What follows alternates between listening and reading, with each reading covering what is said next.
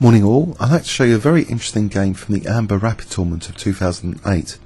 Vassily Ivanchuk was playing Sergey Karjakin, and I've got an interest in Vassily Ivanchuk. He's one of the upcoming candidates. There's a candidates tournament to decide a challenger to Vichy Anand, and in the candidates there's Magnus Carlsen, Kramnik, Aronian, Rajabov, Grzyzchuk. Ivanchuk is one of the candidates, Zvidler and Gelfand. So I'm going to be trying looking at some of the interesting games of these candidates that we're going to see doing battle in March to challenge Vichy. Vassily Ivanchuk is one of the most creative players in my view, and he's been at the top of the world for so many years. He's quite temperamental and creative. Let's have a look at this game to see what happened. E4, and Sergey playing black played the Sicilian defence, and we see knight f3, d6, d4, an open Sicilian, and this is the old Fischer-Sozin line actually. After a6, bishop c4, this was a favourite of Bobby Fischer. e6, bishop b3, black plays b5, fairly standard position you might assume. Bishop g5, bishop e7, queen f3, and if you've ever played this as black, obviously e5 looks like a major threat, and you might think, well, this is parryable with bishop b7 at some point, or just waiting for bishop b7 to be effective by playing queen c7 here. So on e5 black can react with bishop b7, you might think. And as white, you might be thinking, well, this is white e5 is a pointless waste of time in this position. Surely. Interesting. You might just think, yeah, black has that seemingly powerful, not only forcing move, attacking the queen, taking over the diagonal, taking away your centre pawn. Why would you ever want to play e5 here? The funny thing is, Vassily actually played e5 here, inviting this seemingly powerful logical forcing move, bishop b7. It seems absolutely a natural response to play bishop b7 here, gain a tempo on the queen, and then this centre is in question. Okay, with the queen on c7, white does have a tactical resource here to avoid losing the centre pawn and the game immediately. White can play the forcing move e takes d6, attacking black's queen, so ignoring this threat on the queen for a moment.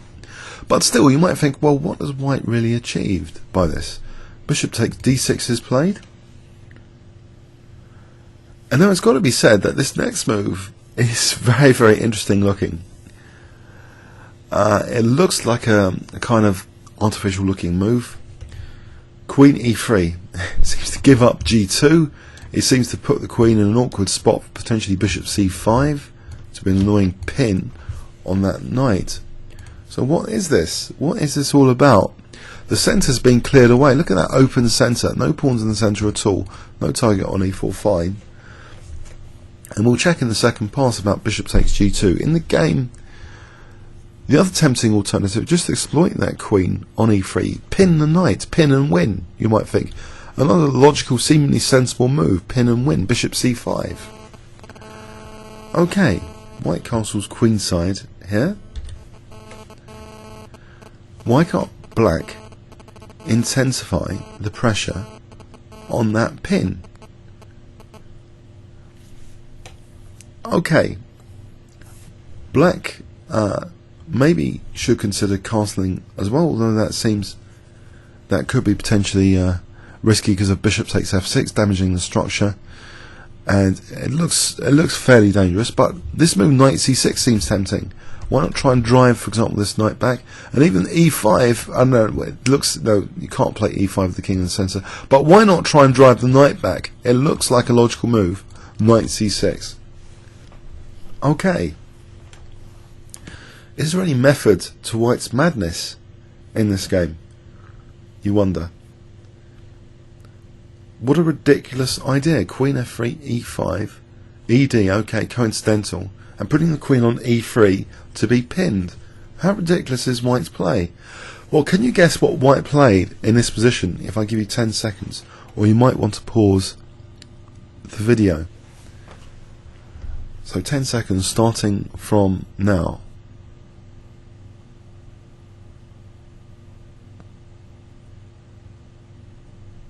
Okay, there is an interesting forcing move available to white.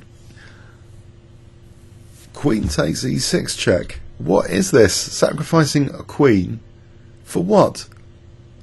2 pawns? Okay, it is taken. Probably isn't too many options there. Knight takes e6. Okay, let's see what threats is black dealing with, having to deal with here. The king is kept in the centre by the knight. That's a nice looking knight. No castling for black. The bishop's also attacked. If we played a natural move like Queen e7, is it really easily punished by something? Maybe just Rook e1. We need to really check this in the second pass. The potential defences in this position. Black played Queen e5, which seems to have some logic to it. Okay. Ivanchuk now took on g7. Okay, 3 pawns for the queen. Is it a big deal? The thing is, the black king is not really that safe. Check. Black is in no position to give back the queen. He's just going to be pawns down. So king f7. Now, if white takes that bishop, maybe something like king g6 and the black king is escaping. Ivanchuk actually plays rook he1. So this knight is holding on to g5 for the moment. The queen's asked to move away. So now you might think, well, is there any what alternatives are there? This is starting to look a bit nasty. That white has all the pieces in action here. These blasting rooks down the centre files. This horrible discovered check option. And also, this king g6 could be deprived with a knight f4, even if white wasn't interested in taking the bishop. Knight f4 now looks to be potentially dangerous as well. We need to really check this out in the second pass, what's going on here. But here, Sergey Karjakin, who was 2-7-3-2 at the time, decided that the best move was giving back the queen. He played queen takes e1. Oh dear. If he has to do this, this isn't good. White is already 3 pawns up. This is a very, very bad sign. That now, after knight takes c5, king g6 is played. Rook takes e1. White isn't too far behind in material now, after king takes g5. Knight takes b7. Whoops. White is only an exchange down. For 3 pawns is quite good. White's actually doing well materially here in this position. The game continued. Knight d4, knight d6. Rook hf8, f3 deprives black's use of g4 square and the e4 square and gives white a nice protected square for e4 for his knight, which he uses now after b4. Plays check, simplifying. Knight takes b3. In this position, the exchange down for 3 pawns is very pleasant to play here. a5 we see check, check, rook h4. a4 is played trying to activate that a rook. It's just taken. Knight c5. The king doesn't mind wandering to the centre here. Check, king d2, rook g8, g3. It looks as though the battle's already been won really. The material is in white's favour now. King e2, okay, taking another pawn. Black's only left with 1 pawn here. These pawns are just able to be pushed on both sides of the board, and the king can just find a nice parking spot here in safety, comfort. That last pawn is in danger as well. Here, knight d6 check. Maybe there's a vague threat of rook f8 to take on f3, but it's not a big deal now because it can even be blocked because of that knight d6. The check can be answered with rook f7. We've got 3 protected fast pawns here. It's over. It's over. Black resigned here. So the interest point of the game is what happened. Why wasn't there any defences?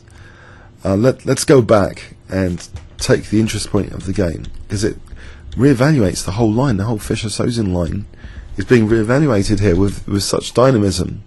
Queen c7 seemed perfectly logical. Let's get an engine view here. I'm pretty sure Queen c7 in this position would have been one of the more standard moves played historically. So we'll do a reference check in this position of Queen c7 to see how popular it is. In this position, Queen c7 being played, top move 263 times before. Karjakin, Gelfand, Sakiev, Shaparanov. Okay, Karjakin is not the greatest reference because we've just got his game here. Queen b6, 198 games. Bishop b7, immediately 24 games. So this is the most popular move. And white playing e5, is this some sort of novelty, you might think? The most popular move for some time had been castling queenside. This Pano, Nechev, Hamidovich, Stotek, playing castling queenside. So this e5, top exponent Ivanchuk, exponent Naidish, Shabalov. So e5, prompting black into action with bishop b7 virtually. Forced, although there's 7 games with d takes here, interestingly. But 88 games with bishop b7 will follow bishop b7. So e takes d6 is the intention. All 88 games following this. Bishop takes d6. Now let's move queen e3, 86 games, and only one with queen h3. So one didn't have the right idea. Queen e3. And these games are late 1997 onwards. 1997 onwards, this idea of queen e3. And here bishop c5 seems to be the natural move. 32 times it's been played before. The top exponent Karjakin. Bishop e5, 20 games. Castling 18 games. So we see bishop c5, and has everyone been playing this queen sack routinely in this position? No, it's not in this position. I don't think it's particularly sound in this position, because black in this position would have queen e5 check. Doesn't work at all, surely. Here, queen e5 check. King in the centre, it's no good. It's no good at all. White has the castle queenside. That's what everyone plays. Castle queenside. Now this move knight c6, 21 games with knight c6, 2 games with knight d7. If black dares castle kingside here, white can take. Bit of an advantage for white. Knight e4, engine likes white a little bit, so it's better for white anyway. Continue this here. This position is pleasant for white in any case. So let's go back. So knight c6. Now interestingly, there are 16 games with bishop takes f6, and the engine prefers actually queen takes e6 over bishop f6. And it might have been a product of engine preparation, to be fair, because I think Korshnoy's remarked on this game that creativity goes down if it's like engine preparation.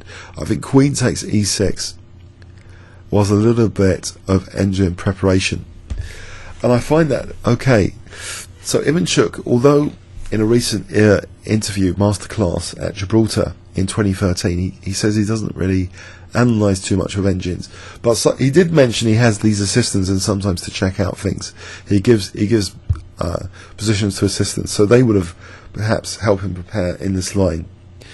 And it does seem the engine really likes queen takes e6 here, although it thinks black is better with queen takes e6. 5 games have gone on this path. Ivanchuk, the top exponent.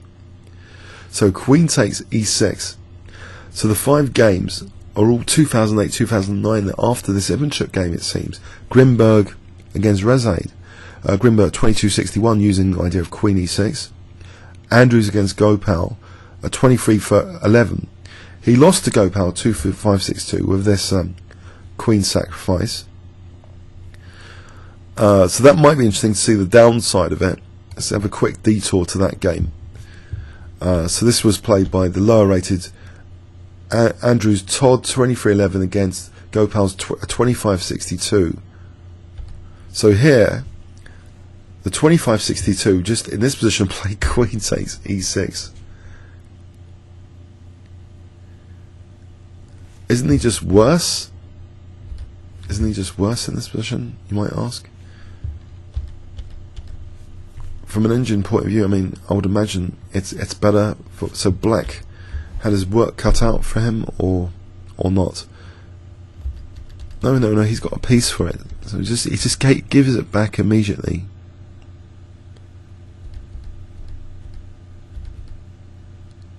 Two rooks and two minor pieces. So he's got his piece for it, and he worked to win in 47 moves. Let's not indulge too much in that game. Let's just go back. So that's an interesting idea, just to give back the queen in our main feature game here. The move queen e7 wasn't played. Now the engine does like queen e7, so let's just check it out from an engine point of view. Queen e7, rook he1, giving back immediately. This might be the refutation, a slight attempt at refutation, just giving back the queen immediately here. So as Gopal's played it, oh dear. The 2311 was maybe expecting this to be a very powerful surprise for his much stronger, higher rated opponent, but unfortunately black has a reasonable game here, it seems. The fun's taken out here of the position to some extent. The counter queen sacrifice. So in the game we had a lot of fun because queen e5 was played. Perhaps. Although they look much the same here from an engine point of view. Rook. Now, rook he1 or knight takes g7. Interesting. You see, if rook he1, we could just sack the queen again. But it was actually knight takes g7 is afforded by the difference. The queen on e7 would have protected g7. So here we have fun not playing rook he1. That would allow queen takes e6. But no, we play knight takes g7. We play the position on just for the queen sack for 3 pawns. And here it seems white has prospects. Check. And it's less lucrative to sacrifice the queen here in this position. And now it's not even as palatable. This is okay. Black's best apparently at this depth is to take on g5, and it doesn't look good to take on g5.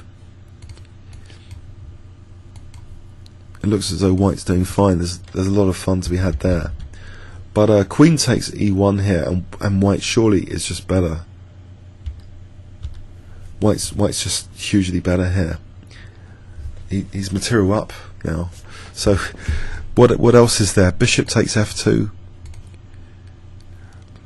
Okay, we could take here, and white's going to be better. Knight d8 check. Can take on f6 here. Take on b7. White's a bit better. Okay, so we had a lot of fun in this game, or rather Ivanchuk had a lot of fun in this game after queen takes e1. It was just a rapid game context. It was an amber rapid, so that's about 30 minutes chess, or with increments it might be less than 30 minutes, but with some seconds increments on each move. But here white's doing absolutely brilliantly. The whole thing's been completely successful. He wouldn't mind playing this. He's just got lots of material for being the exchange down, lots of pawns. So white's better, and the rest is just very, very easy to play. So I hope you enjoyed having a look at that rapid game, that novelty, that queen takes e6.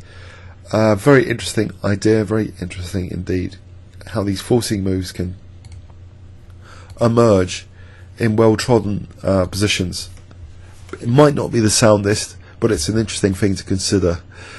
Okay, as a surprise, especially if the opponent doesn't want to do an immediate counter queen sacrifice with queen e7 and queen takes e6. Comments or questions on YouTube? Thanks very much.